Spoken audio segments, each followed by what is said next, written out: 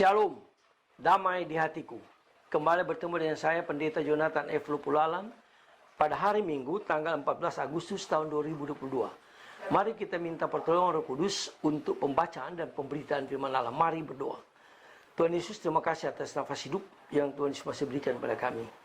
Itu berarti Tuhan masih membutuhkan kami tinggal di dunia dan terus berkarya bagi Allah Tritunggal sesuai dengan karunia, talenta, pengetahuan, keterampilan yang Tuhan berikan kepada kami. Dan Tuhan, saat ini hamba akan membaca dan menyampaikan firman-Mu. Urapi hamba-Mu dengan kuasa Roh Kudus-Mu. Dan beri penerangan Roh Kudus bagi para pendengar. Dan Roh Kudus memampukan kami untuk dapat melakukan firman Allah ini. Dalam kasih dan pengampunan Kristus kami berdoa. Amin. Mari kita baca firman Tuhan yang diambil dari Yakobus pasal yang ke-4 ayat 7 sampai ayat yang ke-10. Firman Tuhan berkata begini, karena itu tunduklah kepada Allah dan lawanlah iblis, maka ia akan lari daripadamu. Mendekatlah kepada Allah, dan ia akan mendekat kepadamu. Tahirkanlah tanganmu, hai kamu orang-orang berdosa, dan sucikan hatimu, hai kamu yang mendua hati. Sadarilah kemalanganmu, berdukacitalah, dan merataplah. Hendaklah tertawamu kamu ganti dengan ratap, dan sukacitamu dengan duka. Rendahkanlah dirimu di hadapan Allah, dan Allah akan meninggikan kamu. Demikianlah firman Allah yang berbahagia kita yang membaca, mendengar, dan melakukan firman Allah.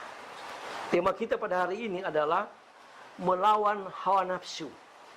Nah, saudara-saudara yang saya kasih dalam Tuhan Kristus, hawa nafsu yang menjadikan sebab sengketa dan pertengkaran dengan sesama. Dan ini bisa terjadi pembunuhan yang berencana. Nah, saudara-saudara yang saya kasih dalam Tuhan Kristus, Yakobus mengajarkan kita bagaimana supaya kita lepas dari kungkungan hawa nafsu yang mematikan itu. Nah, saudara-saudara yang saya kasih dalam Tuhan Kristus, langkah pertama menurut Yakobus adalah melawan sumber hawa nafsu. Siapa sumber hawa nafsu itu? Yang dijelaskan oleh Yakobus ini adalah iblis dengan cara tunduk kepada Allah. Jadi sumber hawa nafsu itu adalah iblis. Dan kalau kita tunduk kepada Allah, maka iblis akan takut menghadapi kita. Nah, saudara-saudara yang saya kasih dalam Tuhan Kristus, saya percaya dengan iman bahwa kejadian akhir ini yang menghebohkan tentang Yosua mati di rumahnya Irjen Verdi Sambo. Ini adalah bukan perbuatan yang dikehendaki Tuhan, tapi ini adalah karena hawa nafsu dan karena perintah iblis. Karena Tuhan Yesus tidak pernah memerintah orang untuk saling membunuh, tapi Yesus memerintah supaya kita saling mengampuni dan saling mengasihi. Tapi hawa nafsulah yang membuat kita lupa akan Allah. Nah, saudara-saudara yang saya kasih dalam Tuhan Kristus, dalam ayat 7 menarik jika mempelajari istilah tunduklah. Yakobus menggunakan kata Yunani hupattasso untuk istilah tunduk yang berarti menempatkan diri di bawah kontrol Allah sendiri, di bawah kontrol ketaatan Allah. Nah, saudara-saudara yang saya kasih dalam Tuhan Kristus, yang berarti menempatkan diri di bawah kontrol oleh Allah. Dengan kata lain, untuk mengalahkan hawa nafsu, seorang percaya kepada Kristus bersedia taat kepada Allah dan tahu posisinya, yakni di bawah kendali Allah, di bawah kendali Roh Kudus. Dan saya percaya kalau kita di bawah kendali Roh Kudus, maka tidak akan terjadi pertengkaran, tidak akan terjadi akan pembunuhan-pembunuhan. Karena sekali lagi saya katakan, pembunuhan itu datang dari iblis, bukan dari Allah. Itu yang pertama. Yang kedua, Yakobus bilang lawanlah iblis. Ya. Jadi kita sebagai orang yang percaya, kita harus lawan iblis. Jangan kita mengikuti kemauan iblis. Jangan kita mau diperintahkan hawa nafsu yang diperintahkan di bawah pengaruh iblis. Kita harus melawan iblis itu. Melawan dengan apa? Melawan dengan firman Allah. Melawan dengan kuasa Tuhan. Melawan dengan kuasa Roh Kudus. Nah, saudara-saudara, supaya iblis tidak lagi mengganggu kita. Bahkan iblis tidak berani mendekati kita kalau kita selalu mengandalkan Tuhan Yesus Kristus sebagai Tuhan dan Juru Selamat kita. Nah, saudara-saudara yang saya kasih dalam Tuhan Kristus, bagaimana caranya supaya kita bisa melawan iblis itu? Di dalam ayat 8 dan 9, Yakobus memberikan saran yang menarik, yakni mendekatkanlah diri kita kepada Allah. Mendekatkanlah diri kita kepada Kristus dan sadarilah keadaan kita. Kita harus menyadari bahwa diri kita berdosa dan tidak mampu menghadapi kuasa iblis dengan godaan hawa nafsu yang luar biasa itu. Itulah sebabnya setiap saat, bahkan setiap detik, kita harus minta urapan Roh Kudus. Kita harus minta Tuhan Yesus memenuhi kita yang kuasa Roh Kudus, supaya kita bisa melawan iblis itu. Supaya kita tidak dikuasai oleh hawa nafsu yang seringkali membuat kita jatuh dan membuat kita masuk dalam penjara daripada setan itu. Nah, saudara-saudara yang saya kasih dalam Tuhan Kristus, menyadari dan berdosa, tidak mampu menghadapi kuasa iblis dengan godaan hawa nafsu yang luar biasa itu. Itulah sebabnya Yakobus bilang, carilah pertolongan dari Tuhan.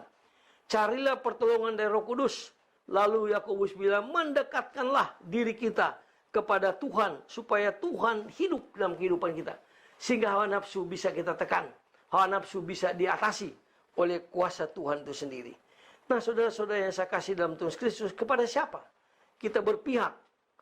Kepihakan kita kepada Allah atau kepada iblis? Tapi Alkitab mengatakan kalau kita berpihak kepada Allah, maka Allah juga akan berpihak kepada kita. Kalau kita berpihak kepada Kristus dengan kerendahan hati, maka Tuhan akan berpihak kepada kita. Karena di dalam ayat 6 berkata begini, ya, Allah menentang orang-orang yang congkak, tetapi mengasihani orang-orang yang rendah hati. Jadi kita perlu memiliki kerendahan hati untuk kita bisa melawan iblis, melawan hawa nafsu itu. Dan kerendahan hati ini yang dibutuhkan. Makanya iblis paling takut kalau kita selalu mengandalkan firman Tuhan. Kalau kita selalu menghafal akan ayat Alkitab, sehingga kita tidak melakukan hawa nafsu yang mengakibatkan kematian. Nah, saudara-saudara yang saya kasih dalam Tuhan Kristus, masih ada kesempatan yang baik yang Tuhan berikan kepada kita yang melakukan berbagai-bagai kejahatan, kecuali mereka yang sudah mati. Tapi kalau kita yang masih hidup ini, Tuhan masih berikan kesempatan supaya kita bertobat. Dalam 2 Petrus pasal yang ketiga 9 dikatakan, Tuhan tidak lalai menepati janjinya. Dan Tuhan tidak mau seorang pun binasa.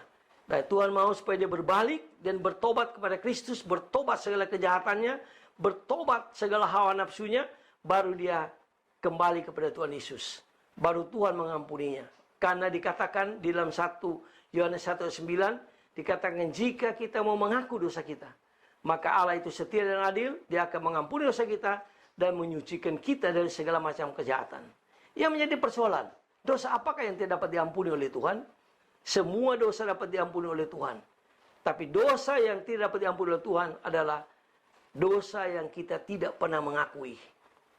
Dosa yang tidak pernah kita akui di hadapan Tuhan, di hadapan manusia. Karena yang menjadi saksi dalam hidup kita ini ada 3. Pertama, kita tidak bisa berbohong pada diri kita sendiri. Yang kedua, kita tidak bisa berbohong kepada iblis. Yang ketiga, yaitu kita tidak bisa berbohong kepada Allah. Tapi Allah dalam Kristus memiliki kasih yang luar biasa, dan dia menghendaki kita bertobat dan kembali. Maka dia akan menghapus segala dosa kita.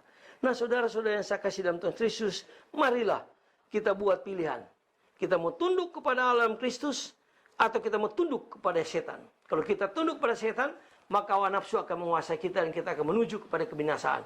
Tapi kalau kita tunduk kepada Allah dalam Kristus, maka kita akan memiliki hidup yang kekal. Itulah sebabnya saya sebagai hamba Tuhan menganjurkan supaya orang-orang yang berbuat dosa, khususnya dalam kasus yang sangat heboh ini, kasus kematian Yosua, marilah merendahkan diri, hancurkan diri, lalu ngaku semua dosa itu kepada Tuhan Yesus, maka Tuhan akan mengampuni dan Tuhan akan memberikan hidup yang kekal, damai yang kekal. Mari kita tunduk kepala kita berdoa. Tuhan Yesus, tolong kami supaya kami tidak dikuasai oleh hawa nafsu yang disokong, yang didukung oleh iblis. Tapi kami mau supaya hidup kami dikendalikan oleh Tuhan Yesus, oleh Roh Kudus. Sehingga kami berbuat yang terbaik bagi Tuhan Yesus selama kami masih hidup. Dan Tuhan, tolonglah kami supaya kami senantiasa saling mengampuni dan saling mengasihi satu sama lain. Jauhkanlah Tuhan kami, Tuhan, dari hal-hal yang jahat, dari hal-hal yang mengakibatkan orang binasa. Jauhkanlah itu Tuhan, karena bukan ajaran Kristus. Ajaran Kristus yaitu saling mengampuni dan saling mengasihi. Dengarlah doa kami Tuhan, ampuni dosa kami. Dalam nama Tuhan Yesus, Juru Selamat kami, penebus dosa kami berdoa dan bersyukur. Haleluya, amin. Terpujilah Kristus, sampai kita berjumpa di kesempatan yang lain.